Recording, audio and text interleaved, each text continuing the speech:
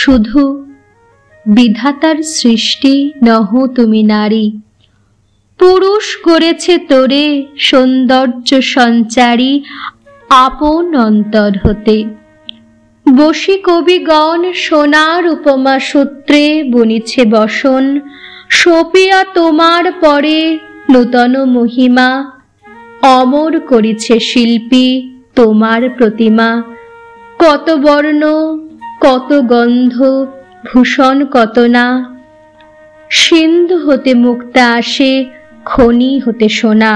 বসন্তের বন হতে আসে পুষ্পভার, চরণ রাঙাতে কীট দেয় প্রান্তার। লজ্জা দিয়ে শয্যা দিয়ে দিয়ে আবরণ, তোমারে দুর্লভ করি করেছে গোপন।